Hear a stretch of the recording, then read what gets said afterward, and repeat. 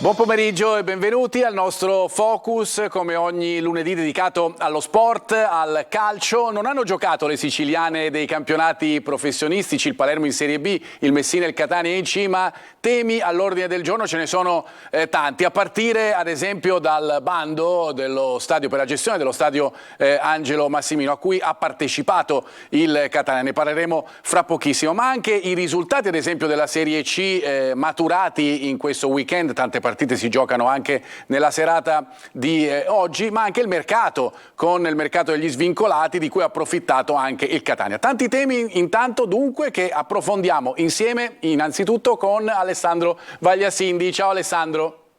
Buon pomeriggio Marco, un saluto a tutti. Allora Ale, c'è questa gestione, no? Questo bando per la gestione dello stadio Angelo Massimino, la notizia è arrivata poco dopo le 13, il Catania questa volta ha partecipato, è l'unica ad aver partecipato, d'altro canto mi sia consentita la battuta, gli altri potevamo essere solo io e Vagliasindi collegato in questo momento. Diciamo che la gestione doveva essere per forza, insomma, appannaggio della società rossazzurra, e anche per questo si è fatto questo secondo bando dopo il primo che è andato deserto. Ovviamente stiamo dicendo solo che c'è stata chiaramente la comunicazione da parte del Catania, la partecipazione, la manifestazione di interesse. Il Comune sta ovviamente vagliando le carte. Alessandro, a te.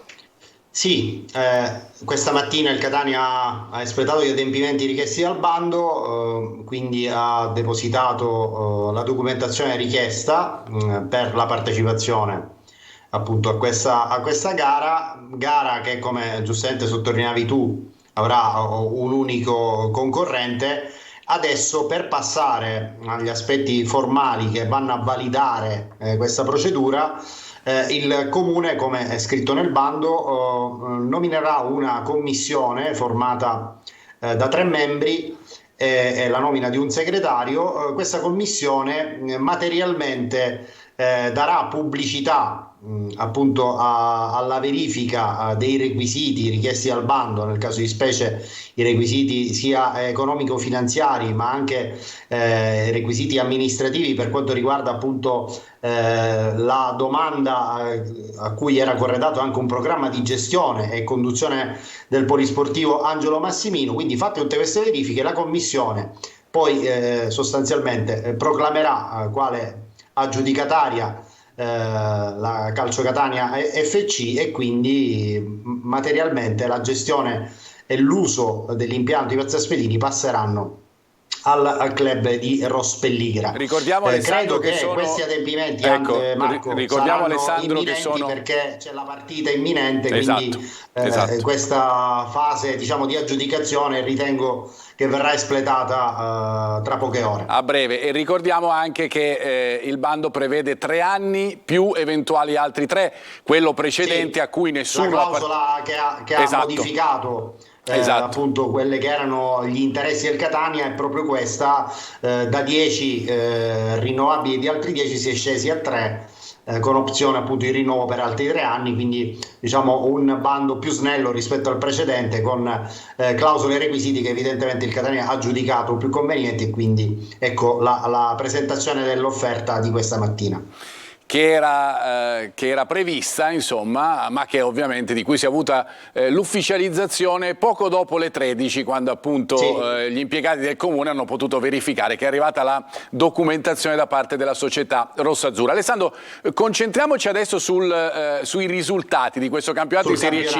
Lo sappiamo che il Catania non ha giocato perché la partita col Brindisi è stata rinviata, ormai sappiamo tutti i motivi, e torneremo a parlare... 18 ottobre, Marco. Esatto, rinviata al 18 ottobre. E torneremo a parlarne anche in occasione della partita del Messina, che dovrebbe giocare con il Taranto, per cui insomma c'è un macello sotto questo punto di vista. Esatto. Ma per quanto riguarda la giornata di campionato possiamo dire che questo è il punto.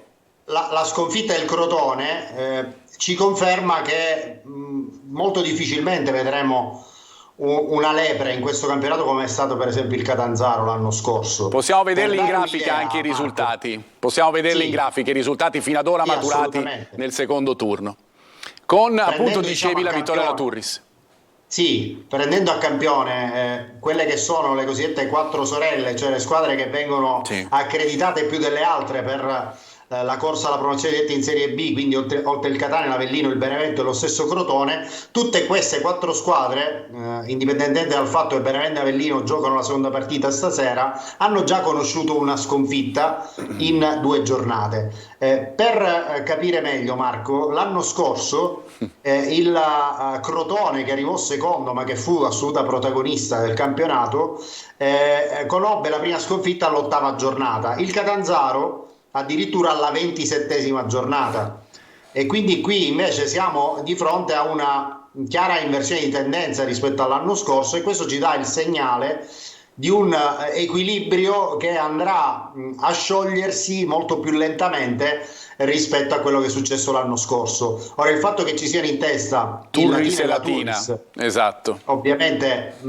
ci dà testimonianza del fatto che comunque è un campionato, secondo me, come livello medio più alto rispetto a quello dell'anno scorso, però è ovvio che le big daranno, diciamo, dei segnali ben precisi della loro consistenza e la loro forza, come al solito, tra 7-8 giornate, insomma, per avere un quadro abbastanza delineato e chiaro.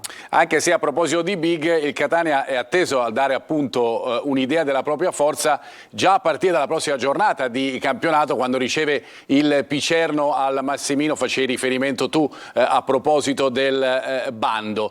Ci sarà anche un giocatore nuovo, che sarà questo Bois, che è un prospetto veramente interessantissimo, con la Roma nel suo passato come campionato giovanile, come campionato primavera, che si aggregherà alla squadra. Un esterno basso di cui si dice un gran bene. È vero, ci sono stati anche degli infortuni pesanti per lui proprio a inizio della carriera, ma poi è andato alla Reggina, ha giocato l'anno scorso proprio nella Reggina nel campionato di Serie B, e potrebbe essere un prospetto veramente interessante per il Catania anche in chiave futura.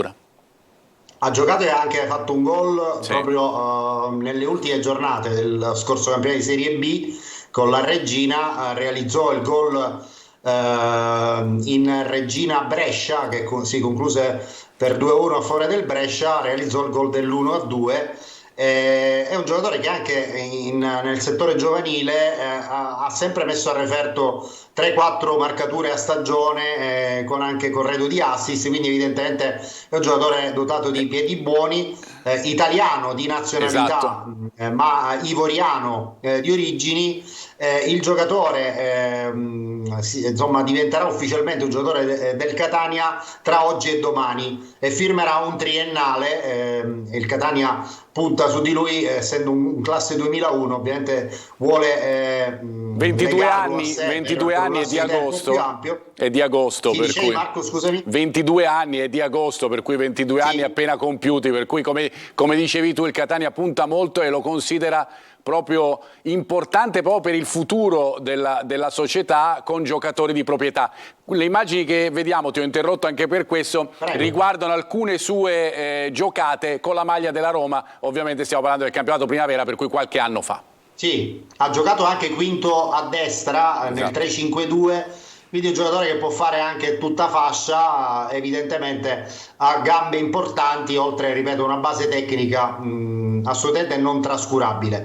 Tutto questo che significa, Marco? Significa che evidentemente l'infortunio di Francesco Rapisardo nella parte finale della gara interna col Crotone è più serio di quello che si poteva immaginare o da quello che si può leggere sul comunicato del Catania pubblicato pochi giorni dopo Catania-Crotone. È un infortunio da 2 mesi e mezzo per averne il pieno recupero, e quindi qui si vanno anche ad annodare, rispetto all'ingaggio di Bois, tutte le considerazioni sulla lista, perché ovviamente l'ingaggio di Bois necessita di un posto in lista, e quindi il quesito è chi farà posto a Bois nella lista, che sappiamo è suscettibile di una modifica per girone. Quindi fino a dicembre il Catania ha l'opzione di fare una modifica in lista, e ne avrà un'altra eventualmente nel girone di ritorno, al netto di quella che è la fase della campagna di trasferimenti invernale. Per quanto riguarda appunto il posto in lista per Bois, ci sono 3 opzioni. Le opzioni sono Rapisarda, perché abbiamo detto prima si tratta di un infortunio insomma rilevante, Attenzione, c'è un altro infortunio, tra virgolette, inedito, di cui non se ne aveva notizia, ed è quello relativo a Gabriel Popovic, che nei giorni scorsi in allenamento ha subito un importante infortunio, anche in questo caso stimabile come tempi di recupero sui 2 mesi e mezzo. La terza opzione è quella rappresentata dalla possibilità che Manuel Sarao si trasferisca alla neonata Regina, insomma, di Pellegrino, Sicilia. esatto. E questo potrebbe essere, diciamo, il trasferimento che libererebbe il posto per Bois. Anche se lo ricordiamo, Ale, ricordiamo che c'è la possibilità nuovamente di cambiare, per cui se il Catania, ad esempio, tiro fuori uno dei 3 nomi che hai citato tu, se decide di togliere Popovic, esatto, può poi prima di dicembre togliere Popovic e mettere Rapisarda, esatto, per fare un questo esempio. per essere chiari, chiari su quello che deve succedere. Perfetto, Esatto. però dico, questa terza opzione è rappresentata dalla possibilità che Sarao vada alla Regina. Diciamo, l'entourage, il nuovo gruppo dirigenziale incaricato della Regina, che è rappresentato da Maurizio Pellegrino e Pippo Bonanno, non ha contattato direttamente il Catania, però sappiamo che ci sono stati contatti col giocatore, e quindi la possibilità che Sarao vada a Reggio Calabria è una possibilità concreta, indipendentemente da quello che sarà l'allenatore della nuova Regina, che difficilmente sarà Giovanni Ferraro, come si era detto, e che potrebbe essere invece Padalino, ex allenatore tra gli altri del Lecce, del Foggia, insomma, qualche stagione fa. E questo come parentesi legata a Bois, questione lista. Per quanto riguarda Ottica Picerno, Marco, ti segnalo anche ad oggi l'indisponibilità di Quaini, che ha avuto un contrattempo di carattere muscolare. Oggi, diciamo, non sarebbe disponibile, ma c'è fiducia nella possibilità che l'ex Fiorenzuola possa essere eleggibile anche perché in difesa è il reparto con più difficoltà, fra virgolette, perché c'è Rapisarda, c'è Lorenzini, ma adesso c'è Silvestri, esatto, che torna. Insomma, se così è, se Quaini è così, se Lorenzini è ancora squalificato, niente di strano che, insomma, già domenica sera sarà in campo in coppia con Curado al centro della difesa, con Castellini esterno a destra, anche perché sì, Bois magari firma tra oggi e domani, ma bisogna capire se è il caso di mandarlo subito è chiaro. tra virgolette allo sbaraglio, oppure piuttosto gestire gradualmente l'inserimento, anche perché Ale, Silvestri e Curado sarebbe veramente una bella coppia di centrali che, insomma, che va scoperta, perché in Serie C è veramente tanta roba, come hai detto tu. Alessandro, ti ringrazio e ti saluto. Anche Deli, Marco, scusa, anche Deli è certo, disponibile, e quindi anche lui si candida a una maglia da titolare, e lì ci sarà una bella bagarre, perché insomma ci sono tanti giocatori importanti, quindi sarà dura per Tabiani sceglierne 3 da mandare in campo. Alessandro Vagliasindi, ti ringrazio, sempre puntuale con le tue annotazioni sul Catania. Saluto a tutti. Ciao, ci vediamo lunedì prossimo. Ci vediamo lunedì prossimo, non oggi a Corner, ma comunque lo ricordiamo, Corner non ci sarà oggi. Noi adesso invece ci fermiamo, dopo aver salutato Alessandro Vagliasindi, torniamo subito dopo la pubblicità per parlare di Messina e di Palermo. A fra poco.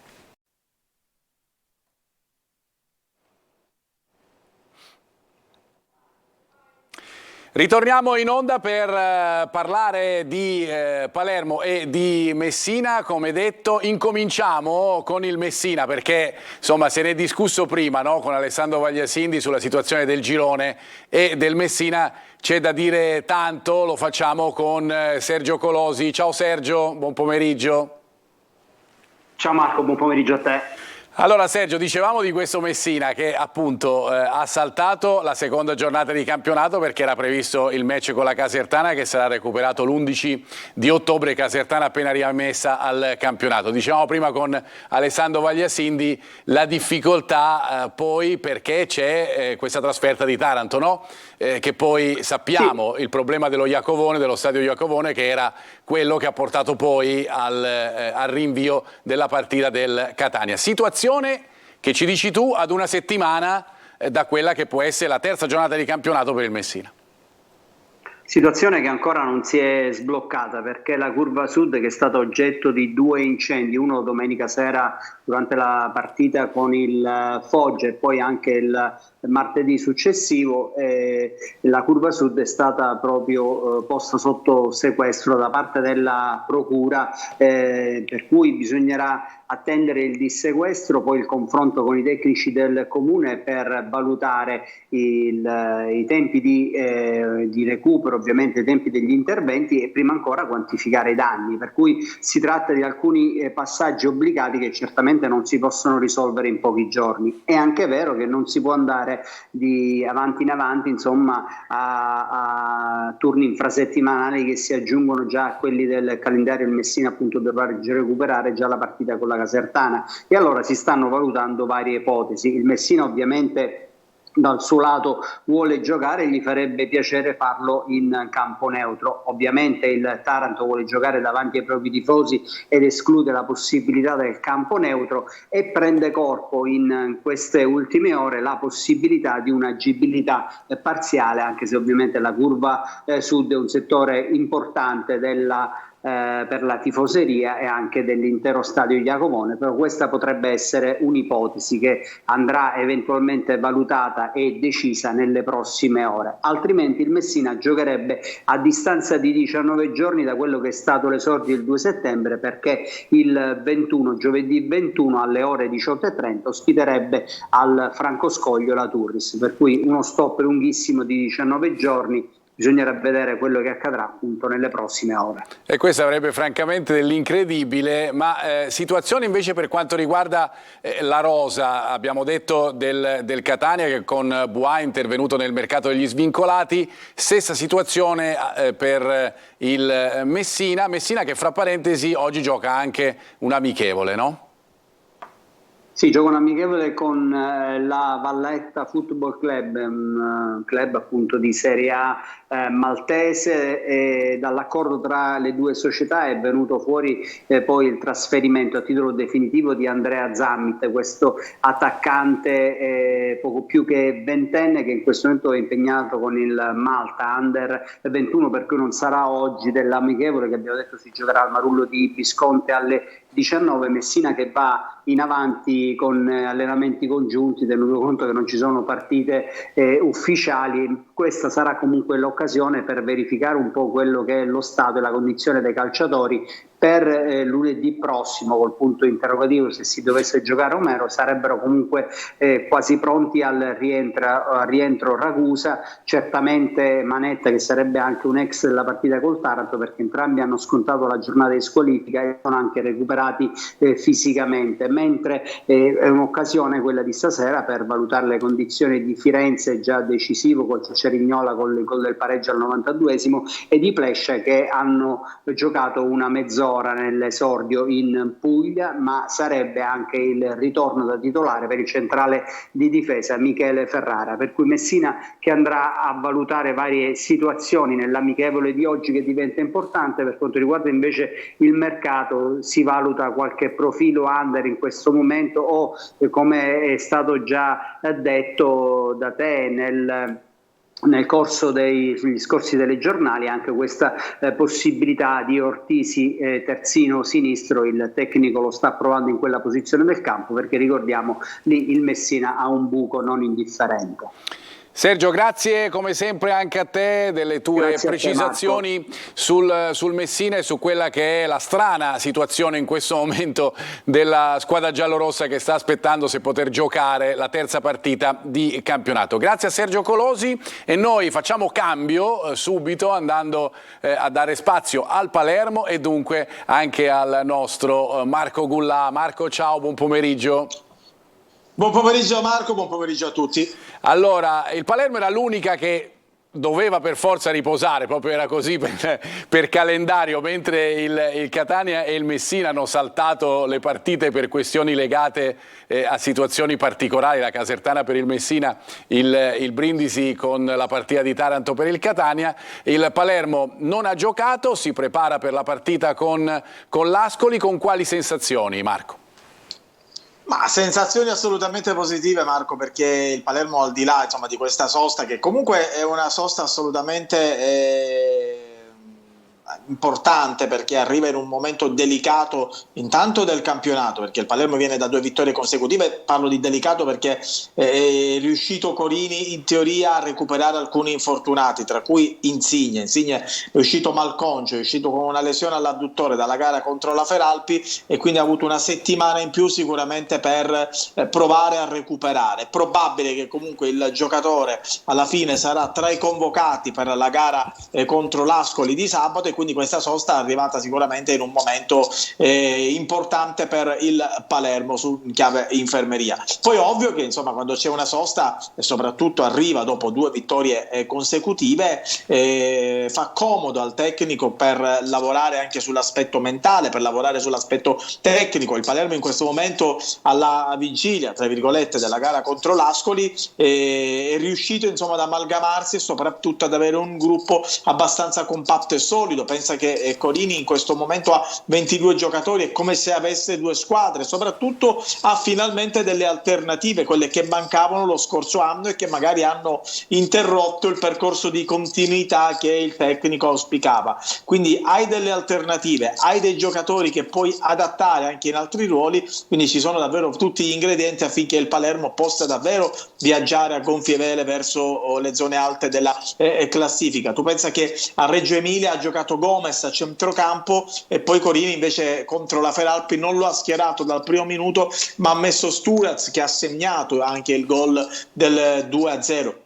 Quindi tantissimi giocatori che in questo momento possono quasi tutti giocare anche in altre squadre di Serie B, e parlo di vertice, e quindi insomma tutto davvero in questo momento va verso una direzione, quella che il Palermo è candidato alla promozione in Serie A, seppur poi lo ascolteremo anche, il DS Rinaudo lavora a fari spenti, e in un'intervista che ha poi rilasciato al sito ufficiale del club di Viale del Fante cerca un po' di nascondersi, di lavorare a fari spenti, di non far emergere insomma le potenzialità e soprattutto in questo caso la candidatura ferma del Palermo alla promozione in Serie A. Senti, l'hai anticipato appunto le parole di Rinaudo del DS. Noi abbiamo estrapolato una parte di questa lunga intervista, andiamo ad ascoltarla assieme così poi la commentiamo e andiamo a chiudere. Sentiamo. Palermo è sempre stata una piazza ambita per il calore che trasmette la gente, per la storia.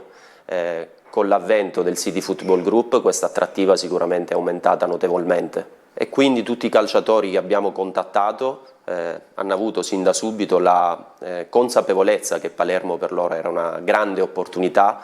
L'obiettivo era quello di mettere a disposizione del mister 22 titolari, questo è stato un obiettivo raggiunto. Certo è che il mercato è sempre difficile e imprevedibile, in alcune occasioni come la trattativa di Lund è stata una trattativa più lunga e più complessa.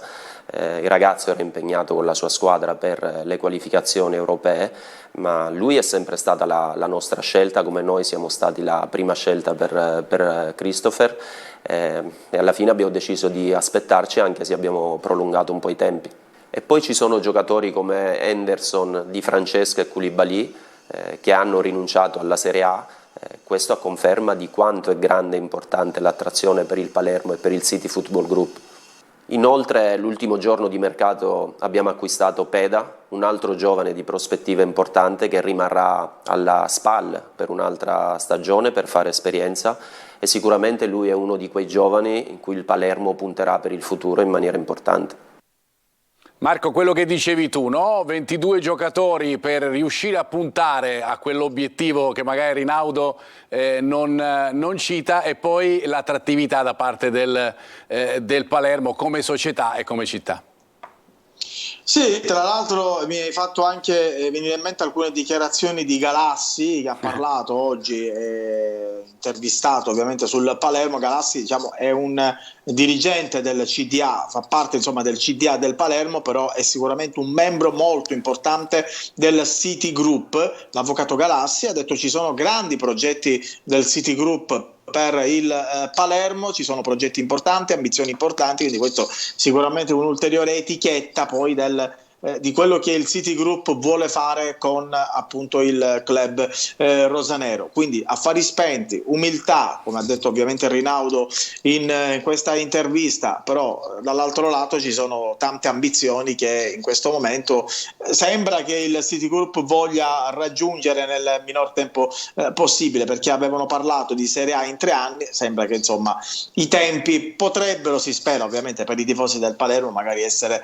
bruciati di un anno. Staremo a vedere. Dovrà parlare il campo, come dovrà parlare il campo, Marco, anche nella gara di sabato ad Ascoli. Il Palermo ovviamente è impegnato in una gara abbastanza insidiosa, anche perché l'Ascoli in casa non regala punti e sicuramente insomma darà filo da torcere alla formazione di Eugenio Corini. Marco, grazie anche a te, noi ci risentiremo dopo ovviamente la partita con l'Ascoli, ma ovviamente come sempre fai puntualmente con i tuoi servizi durante i nostri telegiornali per prepararci anche alla sfida con i marchigiani. Grazie Marco, grazie ancora. Grazie a voi.